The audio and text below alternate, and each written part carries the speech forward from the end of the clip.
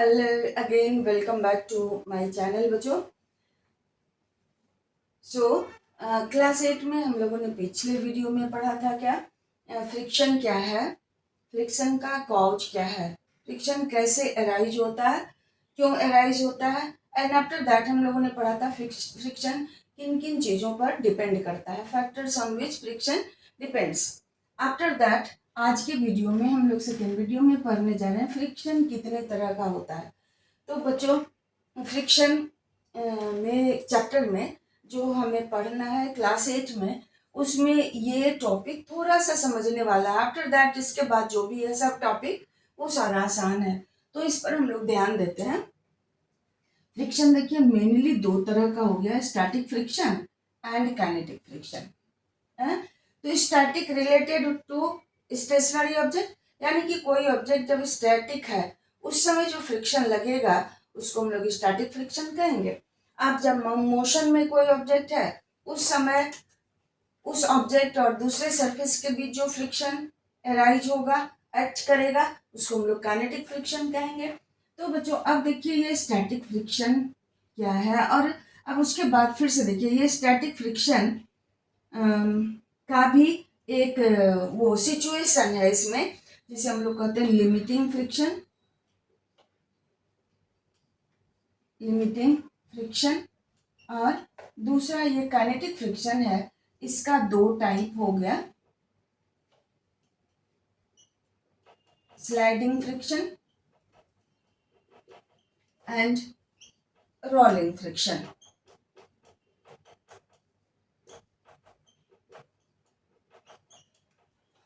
So static friction का एक specific condition है जिसको हम लोग लिमिटिंग फ्रिक्शन कहेंगे।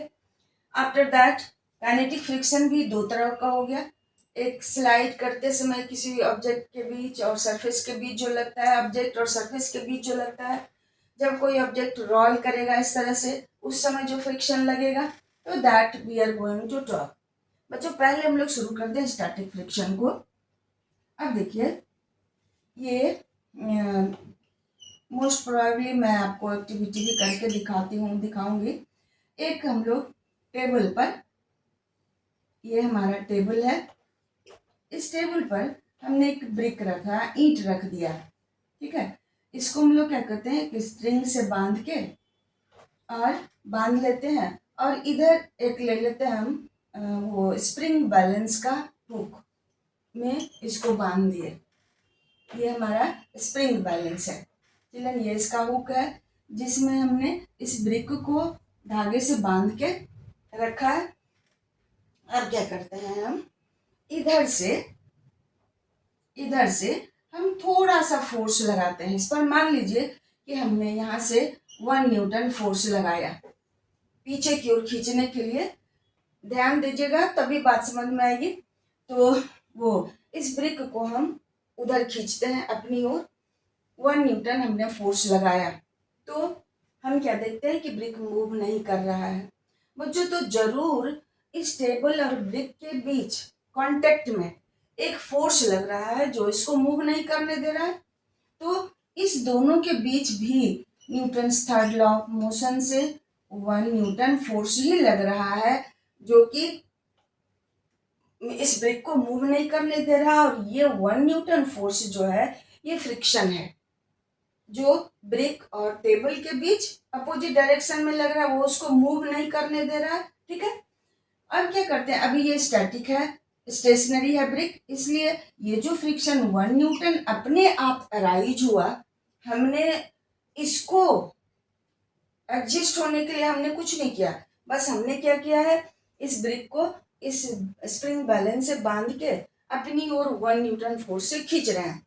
तो क्या देखते हैं, ब्रिक नहीं मूव कर रहा है। इसका मतलब इस पर ब्रिक और टेबल के बीच जरूर कोई फोर्स लग रहा है जो ब्रिक को मूव नहीं करने दे रहा है। और इस समय ये जो फोर्स है ये फ्रिक्शनल फोर्स है जो अपोजिट डायरेक्शन में लग रहा है और ब्रिक को मूव नहीं करने दे रहा है। तो ये जो 1 न्यूटन फोर्स हुआ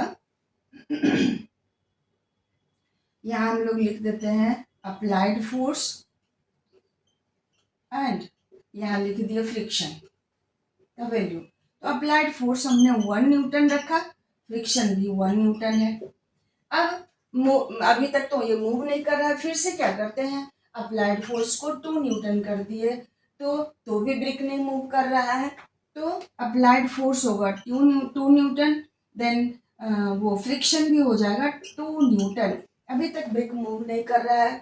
अब क्या करते हैं, इसको हम 5 न्यूटन कर दिए, इस तो भी ब्रिक नहीं मूव कर रहा है। अप्लाइड फोर्स हो गया 5 न्यूटन, अभी भी ब्रिक मूव नहीं कर रहा है। इट मीन्स अभी भी एक फोर्स लग रहा है ब्रिक और टेबल के बीच में जो इसको मूव नहीं करने दे रहा है, तो वो फोर्स फ्रिक्शन हो गया 5 न्यूटन।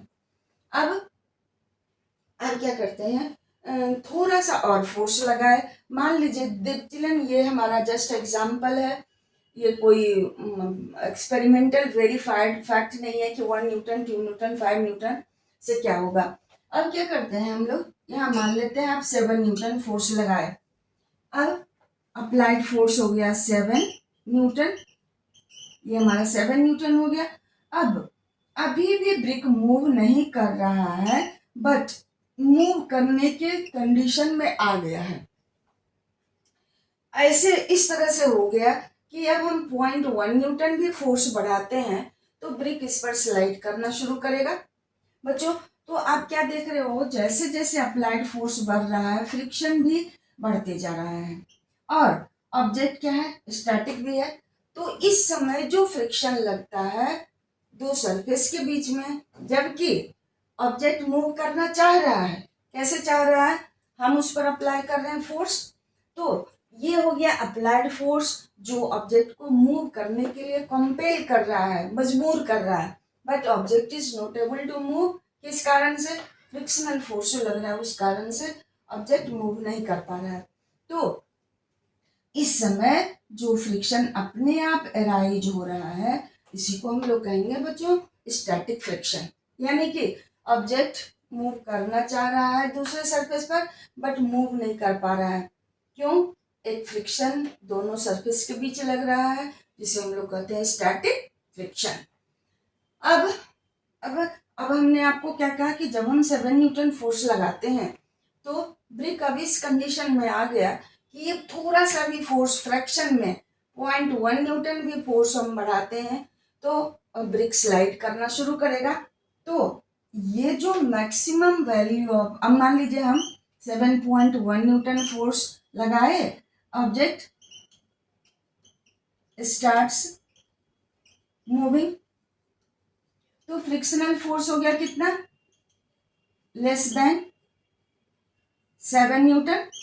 तभी तो अब 7.1 न्यूटन फोर्स 0.1 न्यूटन बढ़ा, ऑब्जेक्ट स्लाइड करना शुरू कर दिया, तो फ्रिक्शनल फोर्स का वैल्यू अपने आप यहाँ कम हो गया, क्योंकि अप्लाइड फोर्स का वैल्यू एक लिमिट से ज्यादा हो गया, फ्रिक्शनल फोर्स को ओवरकम कर गया।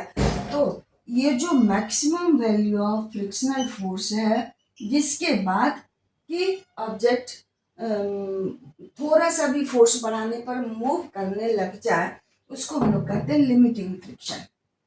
स्टैटिक फ्रिक्शन क्या हो गया, the friction existing between two surfaces at rest when one surface wants to move over another but it is not able to move। वो मूव करने की कोशिश कर रहा है लेकिन मूव नहीं कर पा रहा है, तो उस समय जो फ्रिक्शन लगेगा उसको हम लोग कहेंगे स्टैटिक फ्रिक्शन। और अप्लाइड फोर्स बढ़ाते गए, फ्रिक्शन भी बढ़ता गया, एक स्थिति ऐसा आ गया कि अप्लाइड फोर्स के किसी खास वैल्यू के लिए ऑब्जेक्ट मूव करने के कंडीशन में आ गया। तो उस फ्रिक्शन को, जो मैक्सिमम वैल्यू ऑफ फ्रिक्शन है, जिसके बाद थोड़ा सा भी फोर्स बढ़ाने पर ऑब्जेक्ट मूव करने लगेगा, उसको हम लोग कहेंगे लिमिटिंग फ्रिक्शन। मतलब maximum value of static friction, उसको लिमिटिंग फ्रिक्शन कहिएगा। और उसके बाद अप्लाइड फोर्स थोड़ा सा भी बढ़ा तो ऑब्जेक्ट मूव करना शुरू कर दिया, इसका मतलब स्टैटिक फ्रिक्शन का वैल्यू अब कम हो गया और वो एक्ट करना बहुत कम अमाउंट में फ्रिक्शनल फोर्स लग रहा है, जिसके कारण ऑब्जेक्ट स्लाइड करना शुरू कर दिया। तो आप क्या देख रहे हैं कि static friction, limiting friction, maximum value of static friction हो गया लिमिटिंग फ्रिक्शन, और वो लिमिटिंग फ्रिक्शन के बाद थोड़ा सा भी फोर्स बढ़ा है तो ऑब्जेक्ट मूव करना शुरू करेगा बच्चों। तो ये हमारा हो गया static friction and limiting friction. तो स्टैटिक फ्रिक्शन क्या, कोई भी वैल्यू फ्रिक्शन का जब तक ऑब्जेक्ट रेस्ट में है उसको क्या कहिएगा, static friction. But maximum value of static friction after which the object will start moving on by applying small amount of force is known as limiting friction।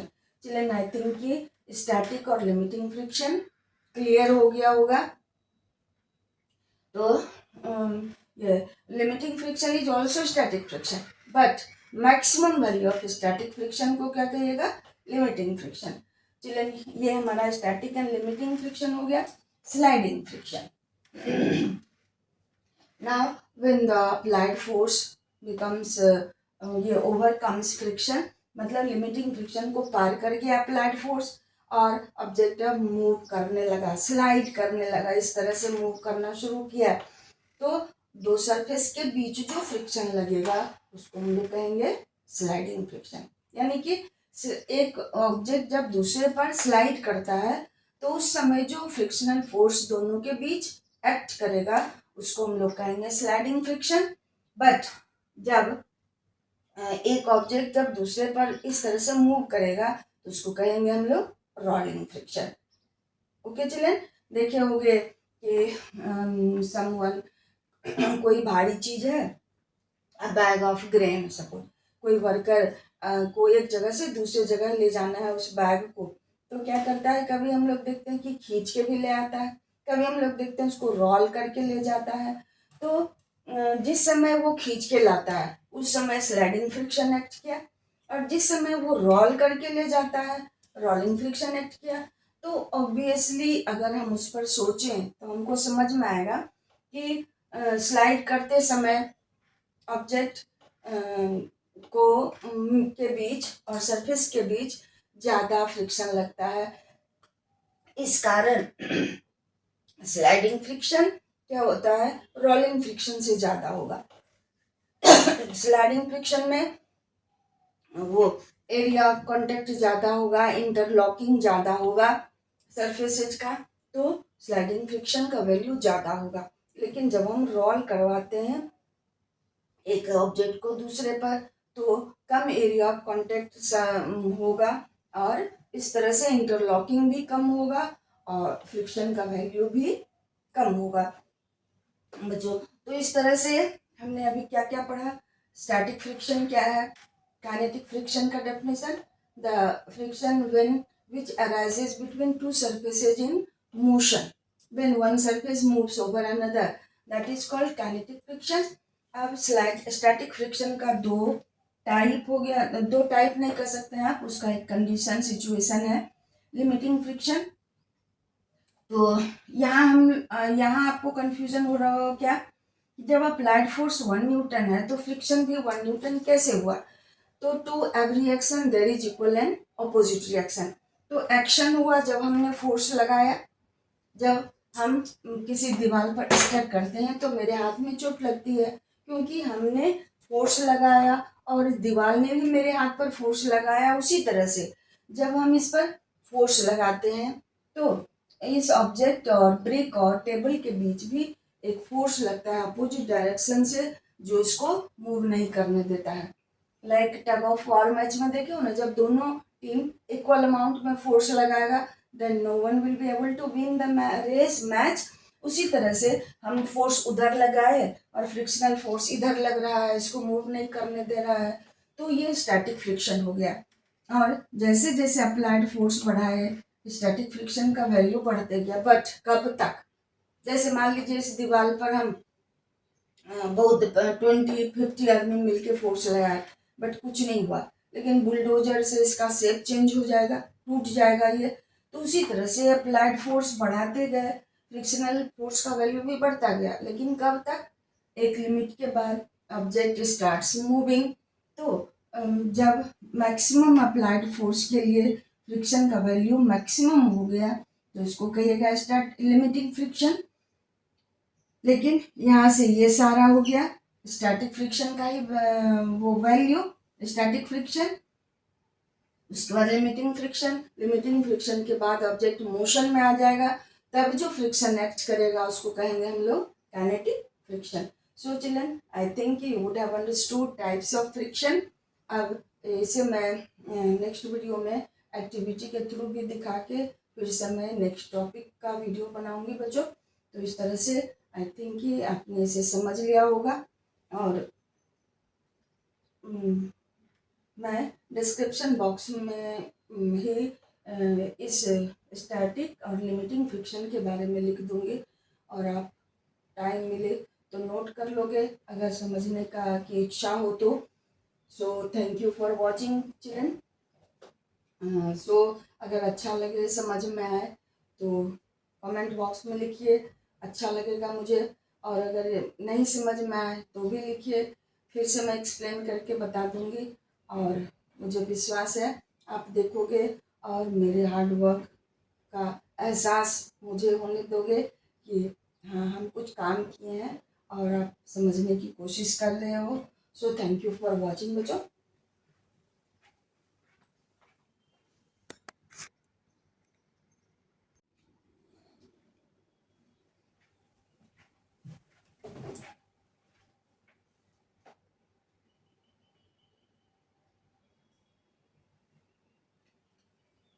When applied force increases but the object does not move, then static friction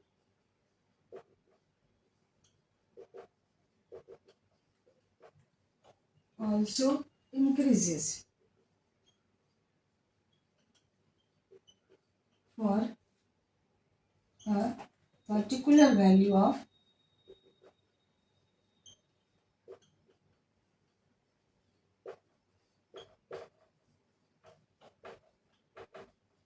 applied force,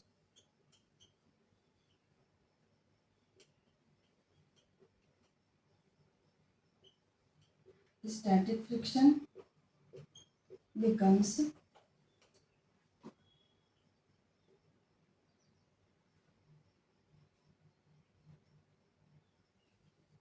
maximum,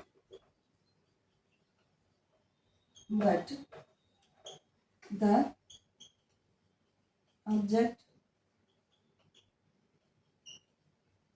comes in that position that small increase in applied force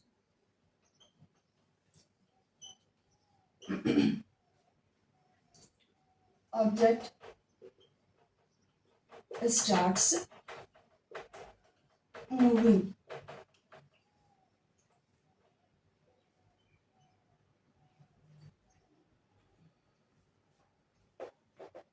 For a particular value of applied force, static friction becomes maximum, but the object comes in that position that small increase in applied force object starts moving.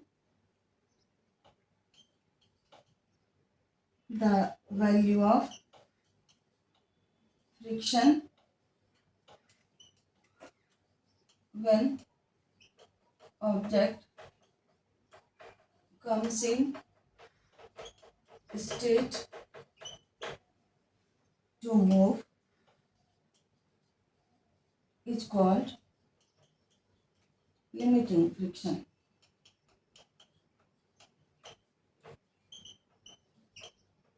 Limiting friction.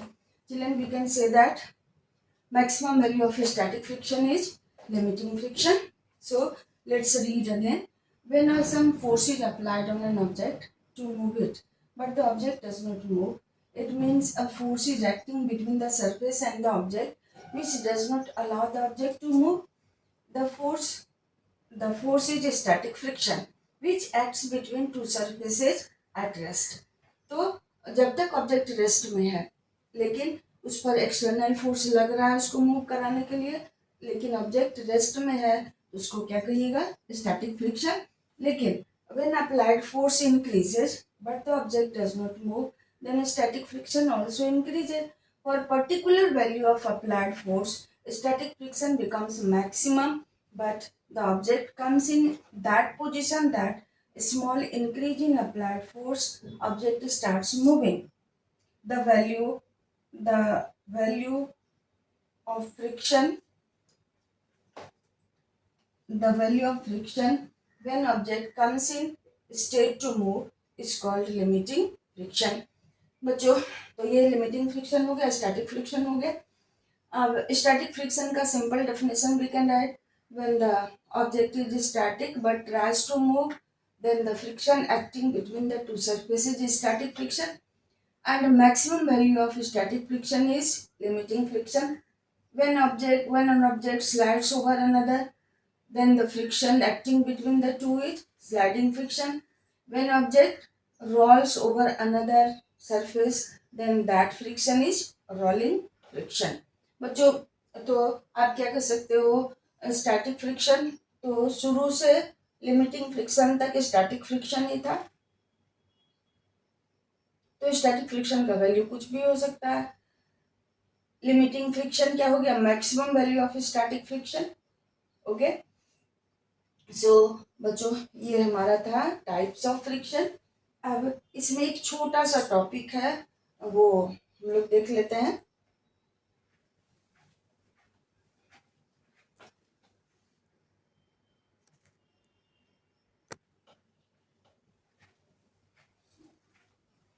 Now you can see a graph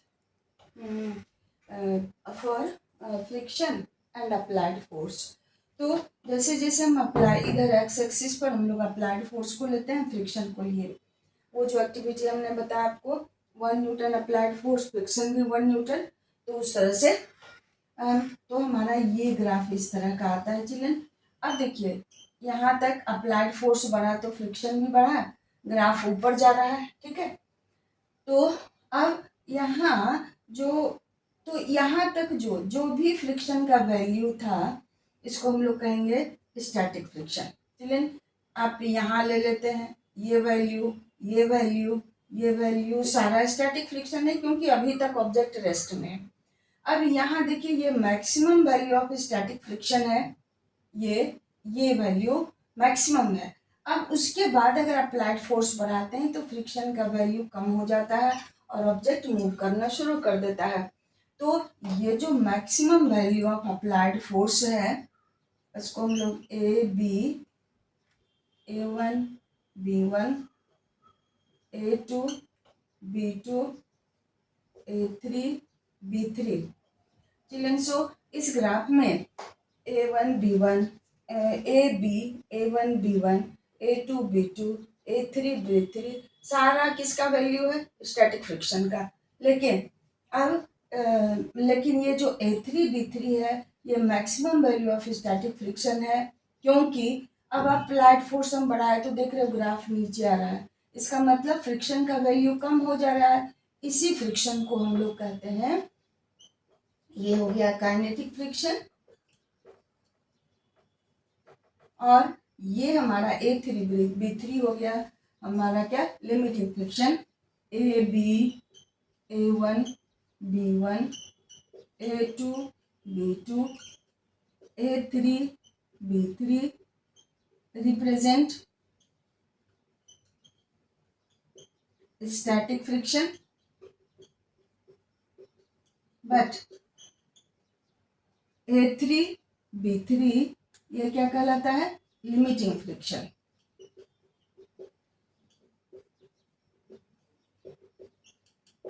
that वो क्या है, maximum value of static friction. अब देखिए, अगर हम इसको mark करें A4, B4, तो A4, B4 क्या रिप्रेजेंट कर रहा है, काइनेटिक फ्रिक्शन को। बच्चों, अब एक चीज और हम लोग देख लेते हैं, लिमिटिंग फ्रिक्शन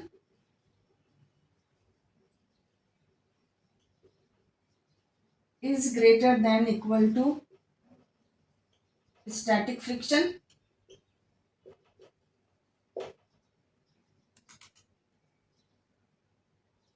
Kinetic friction